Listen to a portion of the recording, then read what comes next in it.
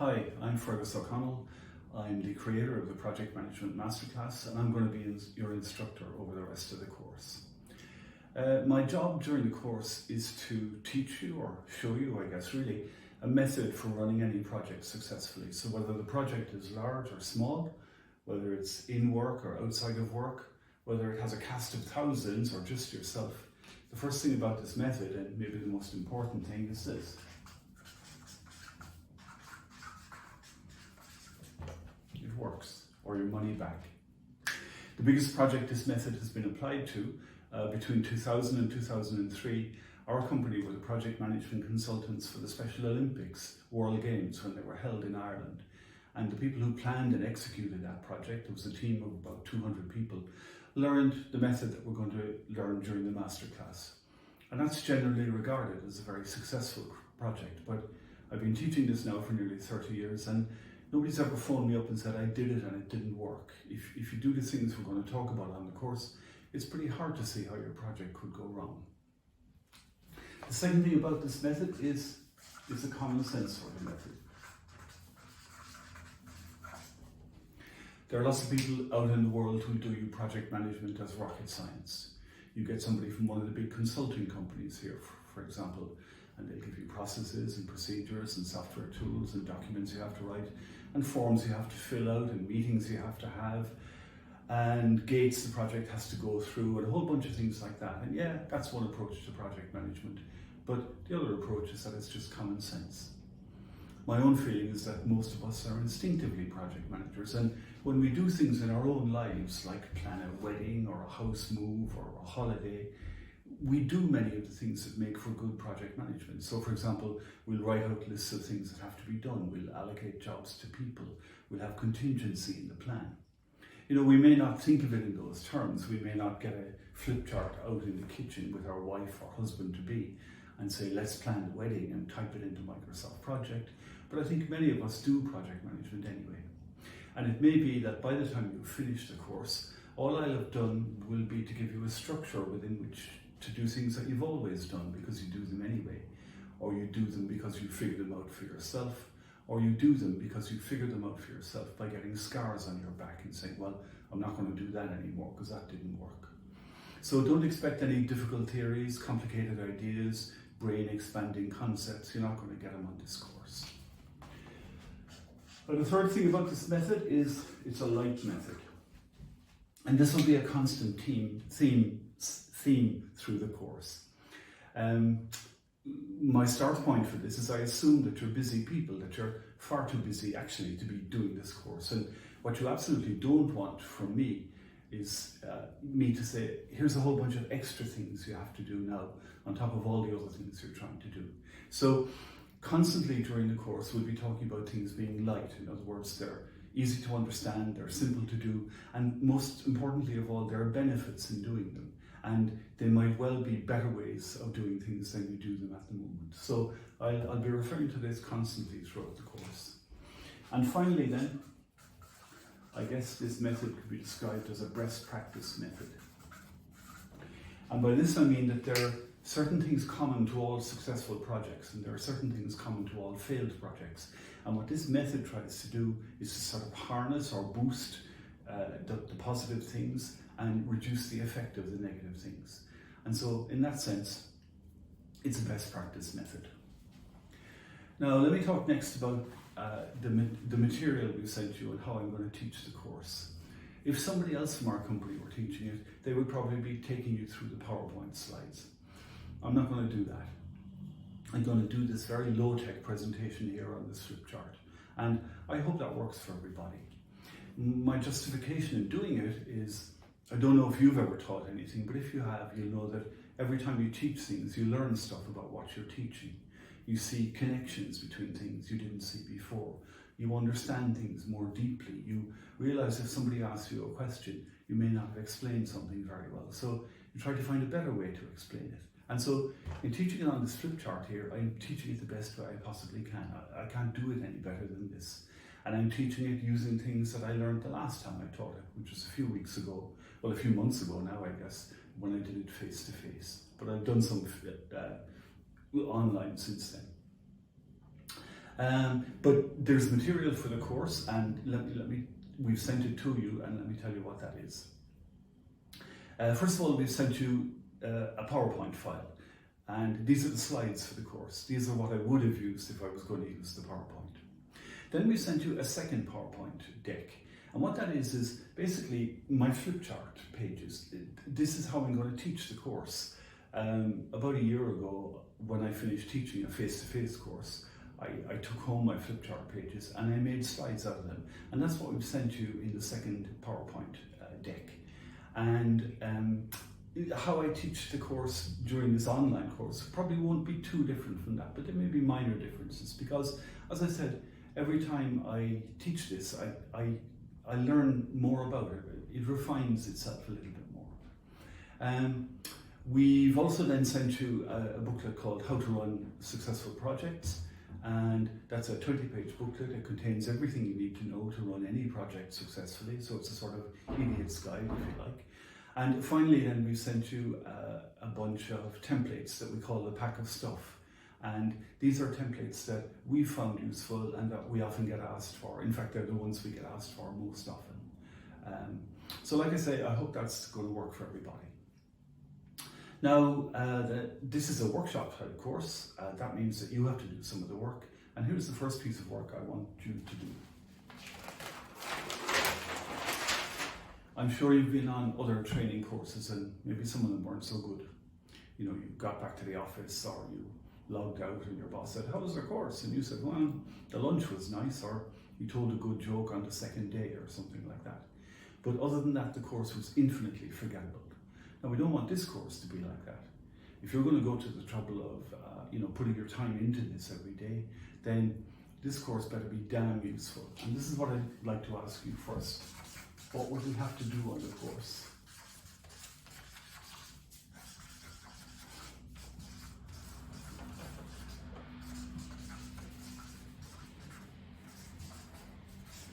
For it to be damn useful for you, for it to be really, really useful for you.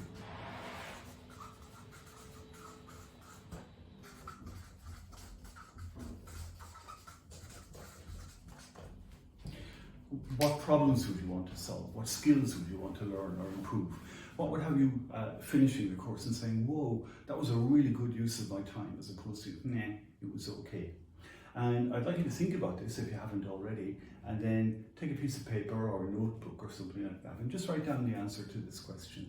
And pause the video now and take a couple of minutes to do that. And at the end of the course then you can see whether we achieved any of these things. So what I'm really asking you here is, what's the best possible outcome from your point of view? What's the outcome from this training that would really knock your socks off? So just pause the video now for a minute to do that.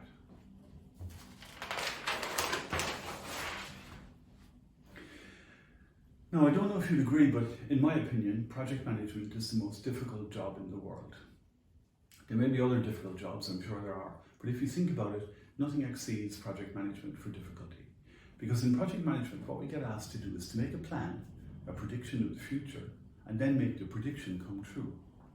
Now, if any of us could actually do that, we really wouldn't be here. We'd be down at the horse racing track. We'd be spending our nights in casinos. We'd be buying lottery tickets if we could predict the future and make it come true. If that wasn't bad enough, we often get asked to make these predictions in a very strange way. So imagine you were having some problems with your car, you took it to the garage, and what you said to the guy in the garage was, I don't know what's wrong with my car, but I need you to fix it in the next hour and I'll give you €50 or $50 or £50. It would be a strange way to ask him to look at your car, but what would be really strange would be if he said this. Sure. And when you came back an hour later, as you drove your car out of the garage, having given him the £50, you'd be saying, what did he do to my car? Did he do anything? Did he even unlock it or look under the hood? And of course, in the setting of a garage, we couldn't imagine such a stupid conversation. But in our kinds of projects, and when I say our kinds of projects, I mean any knowledge-based or high-tech type projects, such conversations are almost routine. Somebody says, here's the project. I don't know much about it, but it's got to be done by this date, for this budget, with these people. Good luck with that. In our company, we think that project management is so dangerous that the moment when the project is given to you is a bit like having a missile fired at you. So here's a missile here.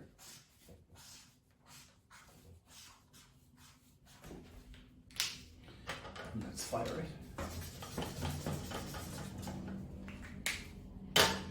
And there are two types of missiles, a ballistic missile and a cruise missile. So we'll do the ballistic missile first.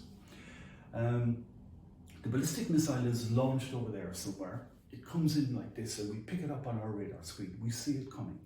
So an example of a ballistic missile is your boss calls you into his office or her office and gets a pile of stuff and says, "Congratulations, Charlie, you're going to be leading the Poison Chalice project. And I hope it'll be good for your career and for mine." So the ballistic missile is the explicit handing over of the project. There's a little event occurs where the project is passed from them to you. But then there's also the cruise missile, the sneaky one. And we're not quite sure where that gets launched. We just know that suddenly it's in the air and it's heading in our direction. So here's an example of a cruise missile. We're at a meeting, we're sitting around a table, and or we're on Zoom, I guess these days. And somebody says, "Hey Charlie, how long do you think that would take?" And maybe if Charlie's not careful, she goes, and maybe if she's not really careful, she opens her mouth and gives an answer. Now, I'm not saying any of us do this, but if we do, when we were planning the project, and if we did open our mouth and give an answer, we were making a commitment. These missiles are dangerous because they carry a warhead, the exploding bit. And in project management, they carry a particularly dangerous kind of warhead that we call a binary warhead.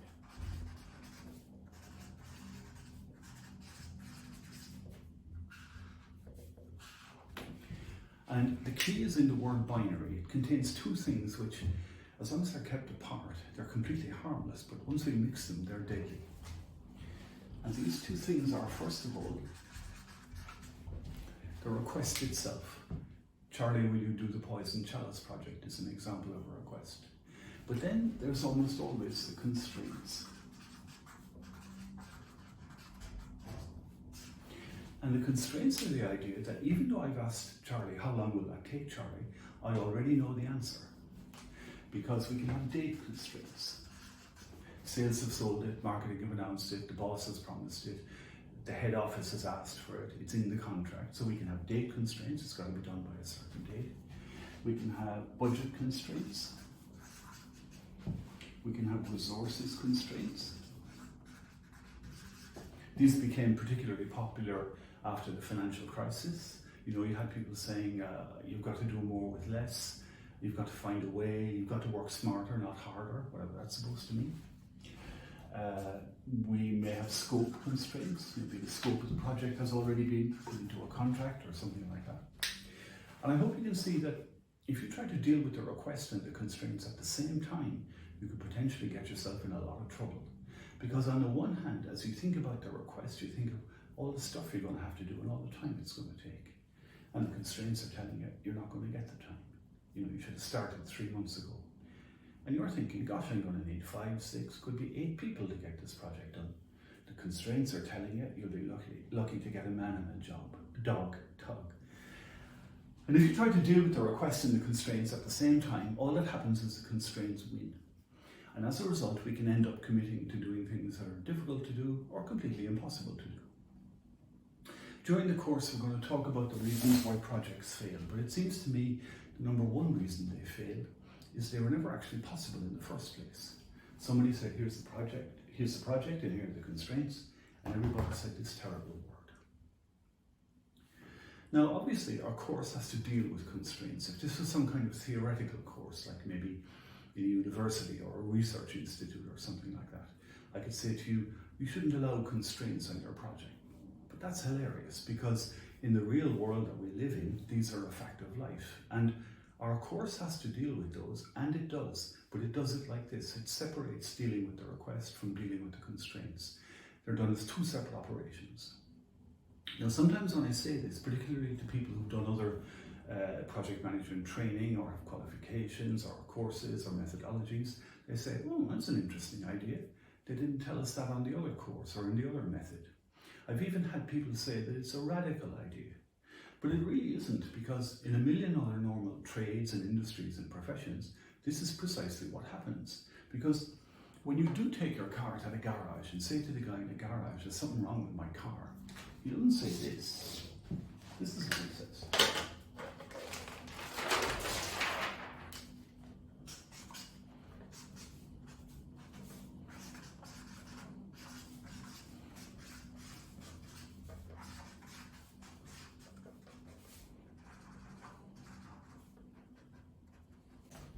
He says, I'll have a look at it. And that's precisely what he does.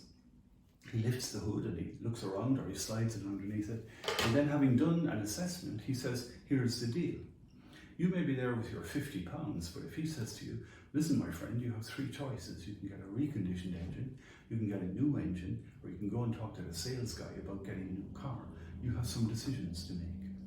So this idea of some kind of analysis of the problem, followed by courses of action that we could take, which is common to almost every sensible trade, industry, profession you could possibly imagine, and for some wacky reason isn't common in the kind of projects we do, well, all I'm suggesting is we should do what they do because it seems to work for them. Let's talk about the method and how the course is going to work. There are 10 steps in the method.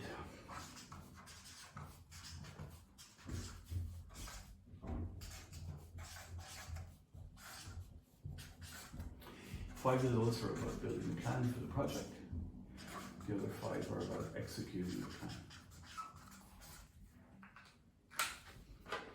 Out of the first 5, 4.5 of them, so the first 4 and half of the 5th one,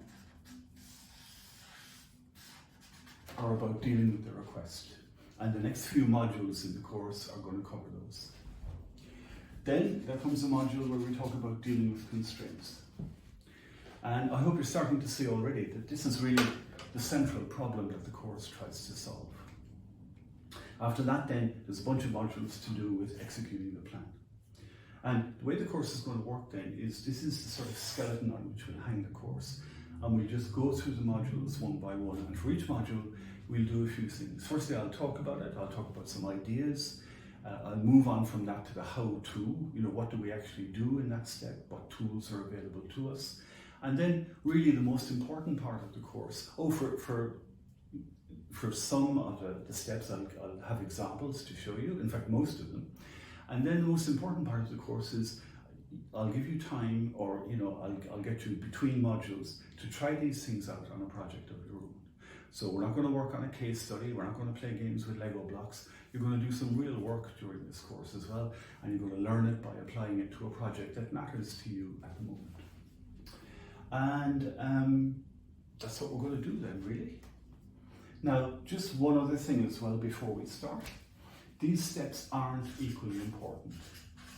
So these 20s and 10s